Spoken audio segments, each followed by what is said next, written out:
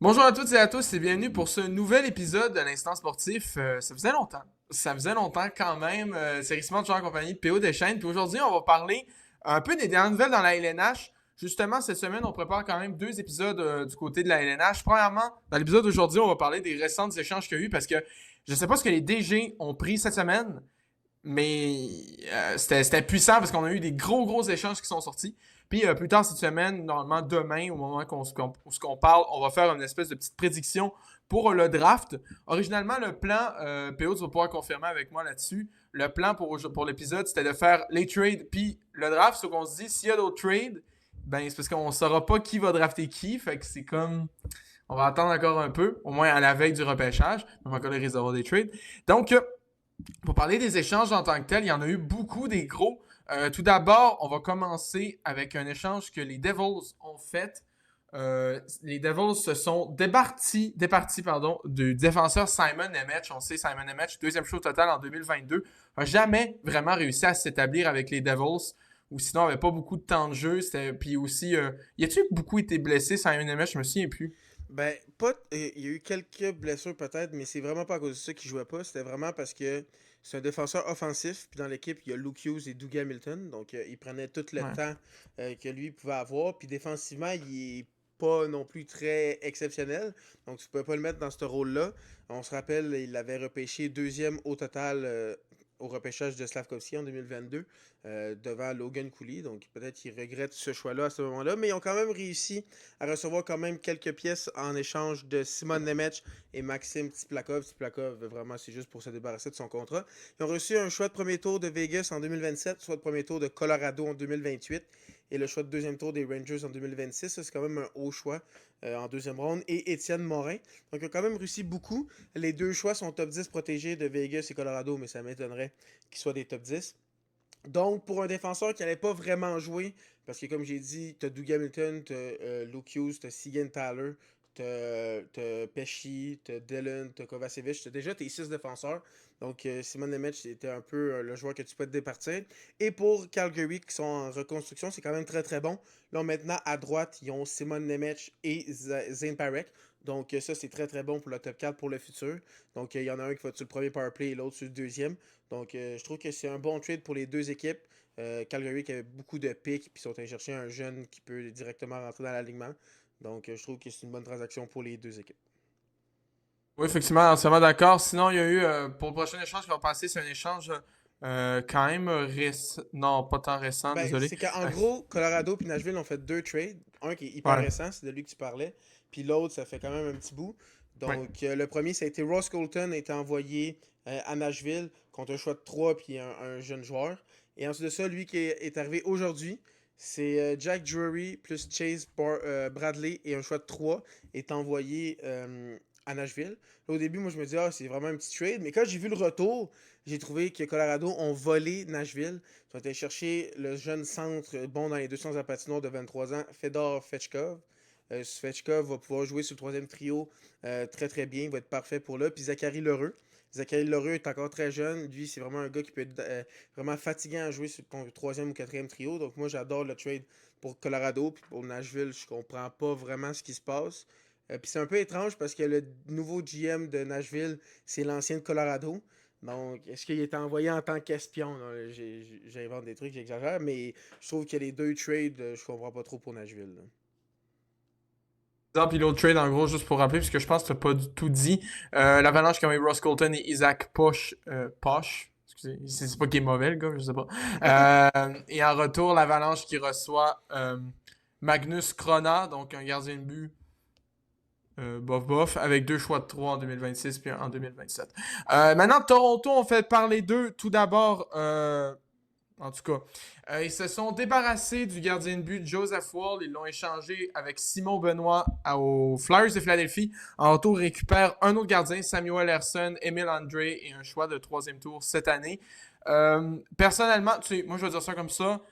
Oui, Joseph Wall n'a pas eu une super saison, mais ça reste qu'il est meilleur que Samuel Herson, je pense.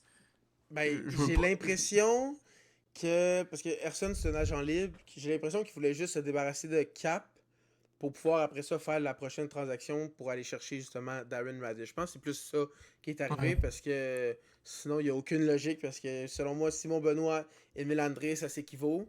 Puis Joseph Wall est vraiment meilleur qu'Erson. Donc, Justement, t'en parles d'Aaron Radish qui a connu une année incroyable cette année. Je crois que ça a été 70 points en 73 matchs, un truc comme ça. Le défenseur, un contrat de 8 ans, 8,5 millions. Quand même long. Voyons, un contrat très long pour un gars qui a 30 ans déjà. Tu sais, c'est pas comme s'il était comme à mi-vingtaine ou fin vingtaine. Il a vraiment 30 ans.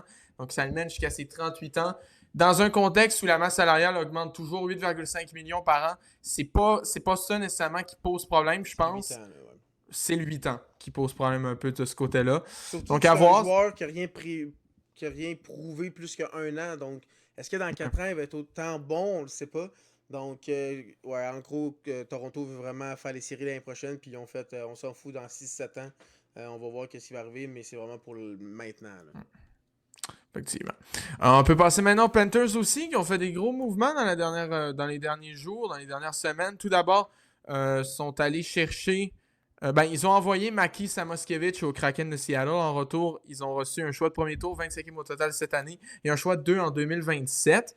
Donc, quand même un bon retour. Je Sûr que trouve que c'est un c'est quand choix même de fin. beaucoup. Donc. Là. Ouais, c'est un bon retour pour Mikey Samoskevich.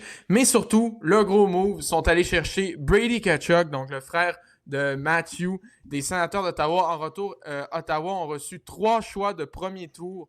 Le 9e, Le 9e cette euh, année, le 25e cette année, puis celui ouais, de la Floride en 2029. qui est quand même. Puis un choix Et, de 2 ouais, en 2027 aussi. exactement. Donc, c'est quand même beaucoup de choix, mais Brady Tkachuk va directement rentrer dans le top 6 de cette équipe-là. Puis maintenant, ils ont un des meilleurs top 9 de la ligue. Donc, si je vous le dis rapidement, c'est quoi leur attaque pour l'année prochaine? Ça va être Veregi, Barkov, Reinhardt. Excellent premier trio. Après ça, tu vas avoir Brady Tkachuk, Sam Bennett, Matthew Tkachuk. Ça va être un trio hyper énervant à jouer contre. Et le troisième trio, ça va être Luster-Heinen, Lundell et Brad Marchand. Donc, pour vrai, ce top 9-là va être vraiment très très bon. S'ils sont capables de rester en santé, cette équipe-là va être vraiment forte. Là, il reste juste à avoir la question dans les buts, puisqu'on le sait, Bobrovski n'a pas connu une bonne saison. Et là, il veut signer 6 ou 7 ans quand il a déjà 37 ans. Donc, ça l'amène quand même vraiment vieux. Donc, j'ai hâte de voir qu'est-ce qu'ils vont faire. Il y a des équipes, des insiders qui disent qu'ils vont essayer d'aller chercher Hellebuck. Mais là, en ayant donné leur choix, ils n'ont plus grand-chose à donner pour aller chercher un gardien. Donc, j'ai hâte de voir qu'est-ce qu'ils vont faire dans ce dossier-là. Mais ils ont besoin d'un gardien. Mais rendu avec l'équipe qu'ils ont, ils pourraient mettre moi ou toi dans les buts, puis ça pourrait marcher. Ils ont tellement une bonne attaque. Donc, j'ai hâte de voir qu'est-ce que la Floride va faire l'année prochaine. Justement, on va parler des Sénateurs, justement. Donc, oui, Ottawa qui échange leur capitaine, mais sont quand même allés chercher un bon remplaçant niveau production offensive avec William Eklund, qui sont allés chercher des Sharks, également Casper Altunen et le 36e choix, qui était le 36e choix en 2023, et Brandon Svoboda. Puis en retour, justement, ils cèdent le 9e choix total du draft qui s'en vient cette semaine aux Sharks de San Jose. Donc, un bon échange pour Ottawa quand même, qui, comme je l'ai dit, va remplacer la production offensive de Kachuk assez rapidement avec William Eklund. Un joueur que je pense a plus envie d'être là. Un gars moins gossant et moins laid aussi. Mais ça n'a aucun rapport. Puis aussi, Eklund, c'était le meilleur ami à Zetterlund qui était rendu avec Ottawa. Ouais, Donc, peut-être c'est la vrai. connexion pourrait fonctionner là. Et comme tu l'as dit, tu as dit un gars qui va vouloir plus être là. Kachuk, il arrêtait pas de dire dans les médias que non, il veut rester. Mais ça a l'air que ça faisait longtemps qu'il voulait partir. Puis que finalement, toutes les jokes avec son père, c'était vrai. Puis tout ce qu'on pensait était véridique. Donc là, au moins, il n'y aura plus à se cacher en Floride, justement. Mais oui, tu as raison, Eklund va vraiment remplacer sa production. Il est un peu plus jeune. Puis en plus, ils n'ont pas donné tous les choix qu'ils ont reçus. Donc peut-être qu'ils vont faire d'autres moves, vont peut-être repêcher. On va voir qu'est-ce qu'ils vont faire avec ça. Mais pour vrai, ils se sont quand même bien sortis de leurs problèmes en faisant ces deux transactions-là. Et justement, ça nous amène à aller aux Sharks de San Jose, qui ont fait ce trade-là. Mais ils ont aussi fait un peu plus tôt. Ils ont échangé le choix numéro 20 et l'ont donné à Buffalo contre le choix numéro 27 et Michael Kesselring. Parce que comme on le sait, les Sharks, ce qu'ils n'ont pas dans leur équipe, c'est des défenseurs droitiers. Et Kesselring, c'est un jeune défenseur droitier qui va pouvoir prendre plusieurs minutes avec San Jose. Puis à Buffalo, ça ne marchait pas vraiment. Donc ça, c'est quand même une transaction qui m'a un peu surpris parce que Kesselring, il venait d'arriver avec Buffalo. Et en plus de ça, Buffalo, ils ont beaucoup de défenseurs, mais surtout des défenseurs gauchers. Donc je pensais que Kesselring allait pu avoir beaucoup de temps de jeu là-bas. Mais ils ont préféré des gars comme Logan Stanley puis Puis c'était qui l'autre qui était allé chercher Luke Shen à lui en série, donc on voyait que ça marchait pas. Là. Effectivement. Donc, ben ouais, c'est ça. Donc, les Sharks vont chercher un défenseur, c'est que ça pourrait être pas pire. Sinon, Buffalo, justement, tu as parlé du trade pour aller chercher Kesselring. Buffalo ont été impliqués dans deux autres échanges. Tout d'abord, on va parler de potentiellement le plus gros vol des dernières années. Les Sabres de Buffalo qui vont chercher le quatrième choix au total du prochain draft et également un choix de deuxième tour cette année, le 45e, et Louis Crevier en provenance des Blackhawks. Donc, les reçoivent ça des Blackhawks en retour de Bowen Byram et Jordan Greenway. Depuis hier, ma timeline Twitter de memes sur Kyle Davidson, le GM des Blackhawks, c'est quand même assez élevé. Là. Sincèrement, moi au début, je sais quand tu m'as appelé, tu me dis Buffalo ont volé. J'ai fait, ben voyons, moi je pensais que c'était un choix de quatrième ronde. Non, non, le quatrième choix au total. J'ai comme, oh, what? Puis en plus, Greenway, c'est vraiment juste pour se débarrasser de son contrat en Ouais. plus. Puis en plus, Bowen Byram n'a plus de contrat après cette année. Puis ça a l'air qu'il chercherait un contrat autour de 11, 12, 13 millions. Voyons. Ouais, pour vrai, je comprends Un pas gars ce qui, que les Chicago ont fait dans cette transaction-là. Non, c'est vraiment bizarre. Vraiment bizarre. En tout cas, il y a plein de gens qui ont sorti des memes comme il y a quelques années, Carl Davidson qui avait été interviewé de façon anonyme dans la rue, puis il savait pas c'était qui. Puis il y a quelqu'un qui avait demandé t'établis à combien, t'évalues à combien ton hockey IQ, puis il avait dit 4 sur 10. Puis, comme Finalement, tu c'était m'as dit, il y peut-être a des trop. gens qui ont. Ouais, c'est peut-être trop, 4 sur 10. Donc, gros échange assez bizarre. Puis, Buffalo également fait un échange aujourd'hui. Alex Stock, son passage avec les Sabres est terminé. Donc, Euh, Alex Stock, ouais. il allait devenir agent libre. C'était le plus gros nom sur le marché des agents libres. Donc, c'est un peu la même situation que Radish. Donc, c'est pas une grosse transaction. C'est juste pour l'envoyer au lieu de le perdre gratis le 1er juillet. Donc, ils l'ont envoyé aux Capitals de Washington contre Ouais. David Kempf et un shot de 3. C'est vraiment pas grand-chose. Kempf, c'est un agent libre. Est-ce qu'ils vont le re-signer? On sait même pas. Et ensuite de ça, Alex Stock a immédiatement signé un contrat de 8 ans, 10,5 millions pour Alex Stock. Donc, c'est beaucoup d'argent et lui aussi, il a 30 ans. Donc, est-ce qu'à 37, 38 ans, il va le valoir? Mais je pense que les Capitals, ils veulent gagner maintenant. Et Alex Stock, oui, ok, si tu regardes ses points, c'est un gars de 60-70 points, mais c'est surtout qu'il est aussi très très bon défensivement. Genre, il joue sur le désavantage numérique, très très bon dans sa zone. Donc, c'est vraiment le package complet. Il est aussi très grand, très physique. Il est très gros. Donc, c'est vraiment le joueur au total que tu vas chercher, pas juste les points. Et justement, ça nous amène à Washington. Puis honnêtement, il y a quelques jours à ma job, je parlais avec quelqu'un. Il disait Hey, moi, Washington, je pense qu'ils peuvent surprendre. Mais là, je pense pas juste qu'ils peuvent surprendre. Je serais même pas surpris que Washington remporte la Coupe Stanley. Puis que Ovi, il signe une dernière année, il vient de jouer avec Washington, remporte la Coupe Stanley, puis prendre sa retraite avec le trophée. Pour vrai, cette équipe-là, je la trouve vraiment très très bonne, surtout avec les deux acquisitions qu'ils viennent de faire. Justement, on vient de parler d'Alex Stock, mais ils sont aussi allés chercher Jordan Carew contre Connor McMichael, un prospect qui s'appelle Milton Gastrin et un choix de premier tour, le 16e au total. Donc, leur attaque est vraiment incroyable. Si ils re-signent Ovechkin pour avoir des trios de Ovechkin, Strom, Wilson, après ça, ton deuxième trio, c'est Jordan Carew avec Dubois et Alex Stock. Là, tu dis, OK, c'est très bon comme deux premiers trios. Mais après ça, comme troisième trio, tu as les deux frères Protas qui sont genre 6 pieds 25 puis qui payent genre 800 livres chacun, qui vont te démolir et qui sont hyper bons offensivement. Après, en plus de ça, tu rajoutes Ryan Leonard qui a été une des meilleures recrues l'année dernière. Puis pour ça, c'est le quatrième trio. Tu as des choix, t'as en masse de choix. Qu'est-ce que tu peux mettre? Tu peux mettre Justin Shortziff, tu peux mettre Beauvillier, tu peux mettre Hendrix Lapierre, tu peux mettre Miroshchenko, tu peux en mettre tant que tu veux. Tu as tellement de joueurs qui peuvent faire cet alignement-là. Puis pour vrai, cette attaque-là est vraiment complète. En plus de ça, ils ont une très bonne défense. Et pas juste ça. Dans les buts, ils ont un des meilleurs gardiens top 5 de la ligue, selon moi, en Logan Thompson. Donc, honnêtement, il faudrait faire attention à Washington. Je pense qu'ils peuvent faire vraiment du dégât. Puis l'Est commence vraiment à être très, très stack parce que t'as Toronto qui se sont améliorés. T'as Buffalo qui sont encore en train de mijoter des trucs. Ça a l'air qu'ils veulent aller chercher d'autres pièces avec le quatrième choix au total. T'as Washington qui est encore très bon. T'as la Floride qui se sont améliorés. Les Canadiens qui vont continuer sur leur progression. Donc, l'Est. En plus, les Hurricanes qui viennent de gagner la Coupe Stanley. Donc, vraiment, là, l'Est commence à être vraiment, vraiment, vraiment forte pour l'année prochaine. Puis comme tu l'as dit un peu en joke, tantôt quand on se parlait, tu vas avoir l'Est que la dernière équipe qui va se qualifier va comme avoir 108 points, puis l'Ouest, la dernière équipe va se qualifier va en avoir 62. Fait que, effectivement, puis il faut pas oublier que Toronto se sont déjà améliorés, puis ils vont probablement chercher Oui, McKenna en plus de ça. dans 2 jours, donc quoi. Effectivement, c'est pas mal tout pour ce qui est des échanges qu'ils ont eu. Probablement, c'est sûr qu'il va y en avoir d'autres dans l'été, des signatures aussi. Même si là, pour ce qui est des signatures d'agents libres, on n'est pas parti sur avoir une grosse saison le 1er juillet. Mais sinon, ça peut me mener, avant qu'on termine cet épisode-là, on peut parler un peu de la nouvelle QV pour le temps de la renommée qui a été Oui, dévoilée aussi. cette semaine. Je crois que c'est lundi, je pense que ça a Ouais. été dévoilé. Donc, en gros, là-dedans, on a 5 joueurs et un bâtisseur qui ont été nommés. Le bâtisseur, c'est Brian Burke, qui a travaillé, je crois qu'il a travaillé dans les médias, j'avoue, mais je sais que c'est un gars qui a été très important, en tout cas, au niveau du hockey, j'avoue. Demande-moi pas ce qu'il a fait précisément, j'en ai aucune idée. Là.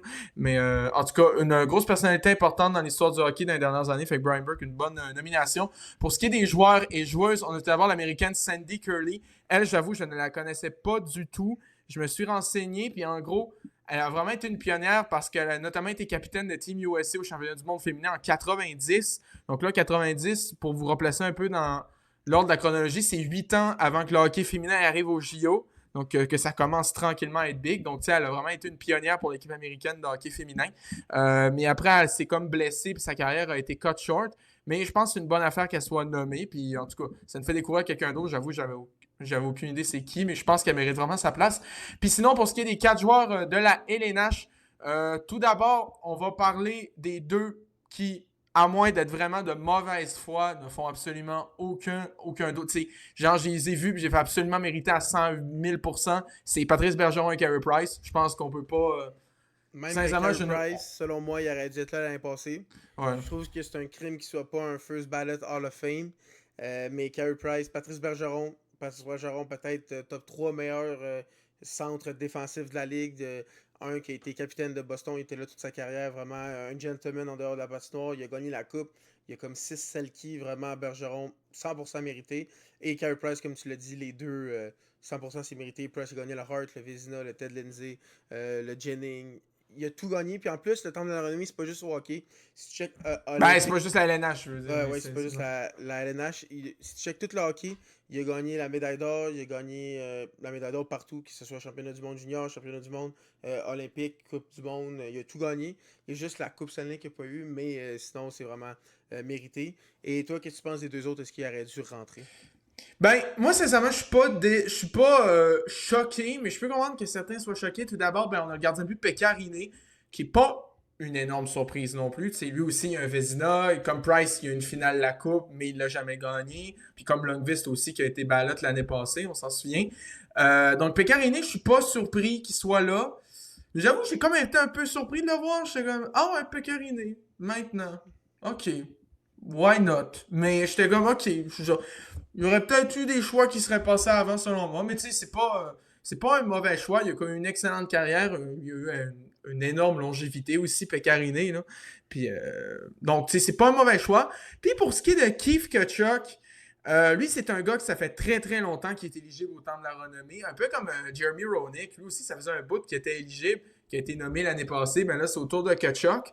Euh, Moi, personnellement, je vais y aller vraiment personnellement, ça me choque pas de le voir Keith Kachuk là. Parce que, tu sais, il y a quand même, on parle d'un gars qui a une carrière de plus de 1000 points dans la NH, qui est pas négligeable, on va se le dire quand même.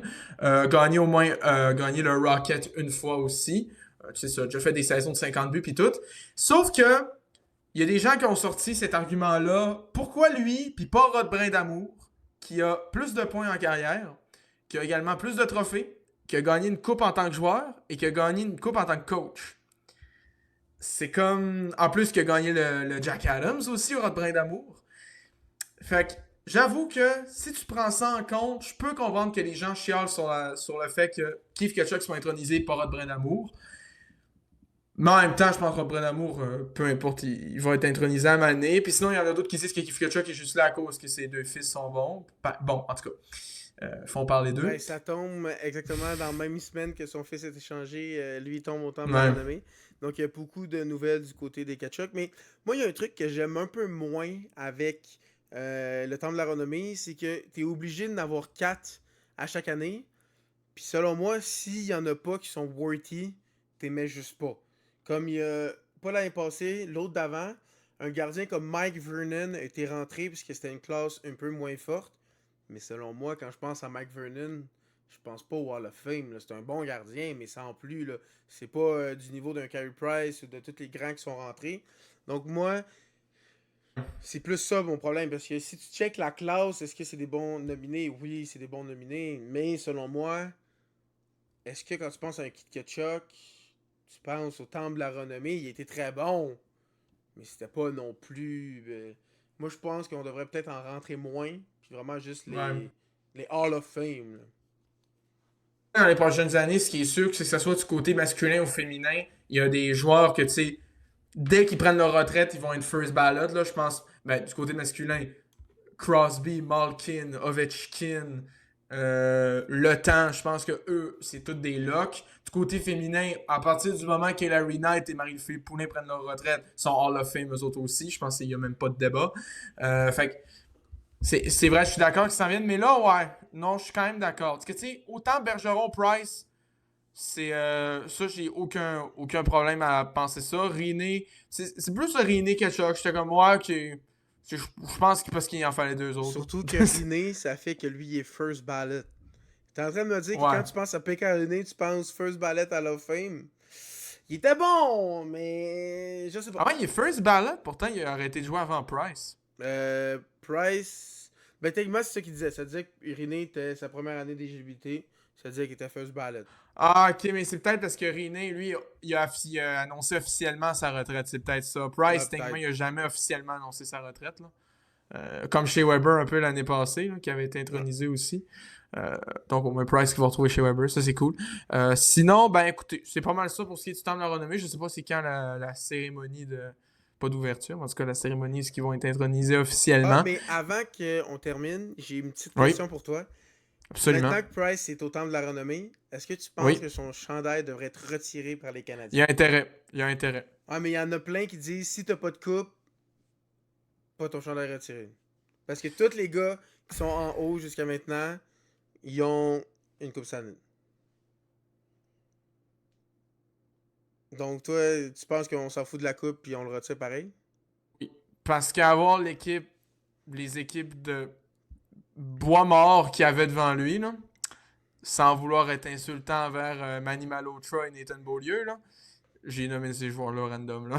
Ben, c'est sûr J'y pas que nécessairement. c'est sûr que quand tu prends en considération que c'est lui qui a le plus de matchs en tant que gardien dans l'histoire des Canadiens, le plus de victoires, qui a Oui. été nommé le meilleur joueur au monde, qui a été là pendant une génération complète et que oui, ok, toutes les autres qui ont des coupes, mais il y en a qui il y avait 6 équipes, là, dont 2 qui n'avaient pas d'argent. Là. Ouais. Donc Effectivement. Puis, pareil, oui, Patrick Roy a 2 coupes, mais il n'y avait pas une équipe ultra mauvaise devant lui. Il n'y avait pas des Brian Flynn puis des Tory Mitchell devant lui, là, j'en excusez. genre Ken Dryden quand il gagnait, c'est parce qu'il y avait Jean Béliveau, Henri Richard, Guy Lafleur, tout ça Pas devant sûr que lui. Béliveau et Richard est encore là, là. Ben, Henri, peut-être de fin de carrière, mais Béliveau, je pense Avec pas Ken vraiment. Dryden, faudrait que Pas sûr que Béliveau est encore là, moi, je je pense. te dis ça direct là. Béliveau, il a Keegan joué Dryden, c'était c'était quand? vraiment dans les années 70. Là. Ah, mais Béliveau, il a joué dans les années 70. Ben, tu sais, Henri, s'il a joué avec, il l'a pas connu longtemps, là. Parce qu'Henri a arrêté en 71, je pense. Jean Béliveau a fini en 1971. En même temps qu'Henri Richard, ça veut dire? Et sur l'équipe, c'était qui le gardien? C'était Ken Dryden. Donc, ok. Ah, ok. Ok, je dis ça, Ouais, il a joué, mais. je dis ça, il a joué 6 games. Ouais, c'est ça. Mais non, mais Et tu sais, genre, pour le reste de sa carrière, ben, avec Montréal, bon, par contre, il y avait Guy puis Lafleur, je Henri pense. Richard a terminé en 75. Ah, hein, what? Ouais. Ah, ok. Peut-être parce que je pensais que c'était 71 parce qu'il a fini qu'on se coupe, là, c'est peut-être ça. Non, il en a J'ai gagné une vissé en les 11 dans 60 ma tête. 72, 73. Henri Richard en a gagné une. En gros, les pics, genre 72. Attends. Saison 72-73, c'est Jacques Lemaire, Frank Mahovlich, Yvan Cournoyer, Pete Mahovlich, Guy Lafleur, Lapointe. C'est ces gars-là. J'ai déjà vu des pires équipes que ça. Là. Tu sais, Ouais. sincèrement, sans vouloir être insultant, je préfère ça à un trio, premier trio, Galchenyuk, Pacioretty, Desharnais. Sincèrement. Comment dire que Ken Dryden a fini sa carrière avec 4 coupes en 4 ans? Là? Ouais. Comment dire que trop facile ou. Ouais, ça. Puis tu sais, Price, est-ce qu'il y a eu des joueurs pétés de même? Je pense pas. Quand on check dans son prime, là, c'était Guy Lafleur, 136 points. Steve Shutt, 60 buts, 105 points. Larry Robinson, un défenseur, 85 points. Guy Lapointe, point par match défenseur. Jacques Lemaire, point par match. Pete Mavlitz, point par match. Après ça, t'avais Yvan Cournoyer, Yvon Lambert, Régent Houle, Mario Tremblay, Serge Chavard, Bob Gainey, qui était le meilleur attaquant défensif de la ligue. Donc, disons que Que c'était. le seul pointeur de plus d'un point par match de Carey Price quand il était avec les Canadiens, c'est Kovalev à sa saison recrue, avec 84 points. Non, mais t'oublies que son meilleur coéquipier dans sa carrière, c'est Lebrini. Oui, c'est vrai. Ouais.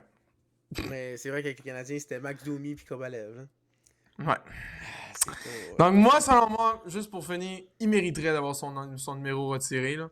Je pense, moi, sincèrement, s'il est juste placé dans le Ring of Honor comme genre Markov ou Pierre Turgeon, ça Chez serait Weber. insultant. Ou chez Weber, ouais. Moi, je trouve que ça serait insultant. Surtout pour.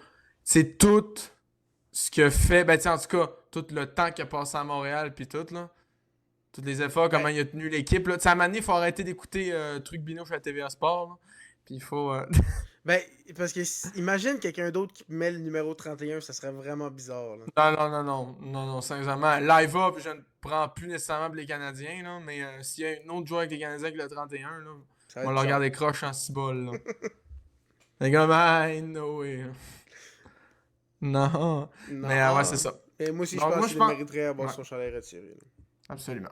Peu importe ce que Truc Bino chez la TVA peut dire. De la hate contre TVA ou. Ben écoute, on n'aime pas personne, mais toi aussi, t'étais pas trop d'accord avec son opinion. Mais elle critiquait pas mal Carey Price sur un certain podcast, mais bon, on ira pas là. Détail. Sinon, on va devenir vulgaire. Mais ça va, c'est pas la pire. Juste pour un petit truc, je sais pas si t'as vu l'extrait de la journaliste française qui a pété un plomb parce qu'il y a un joueur belge à la Coupe du Monde qui Ah voulait oui, je l'ai vu. quitter pour parce que son enfant naît. Tu sais, c'est quand même un événement important. Il est comme, hey, c'est pas une raison, ça, c'est débile. Ton enfant, il va être là plus tard, tu sers à rien. J'étais comme, Elle a été congédiée après ça. Hein. non, suspendu, je pense. Ah, suspendu. Suspendu. Mais ouais, mais j'étais comme, ok, ouais. C'est pas si pire comme c'est qu'on est ici d'abord. Ouais, effectivement. Donc, ben écoutez, je pense que c'est pas mal tout pour cet épisode-là. Comme on l'a dit, on va revenir un petit peu plus tard cette semaine, idéalement avant le draft, pour faire un preview du draft. C'est quoi qui les joueurs les plus importants à surveiller? Qui va être repêché premier? Là, si c'est pas McKenna, on comprendra pas. Mais en tout cas, est-ce qu'il va y avoir d'autres échanges de choix? Ça va être à voir. Donc, d'ici là, on va se revoir. Mais en tout cas, j'espère que vous avez apprécié. Puis on va se retrouver bientôt.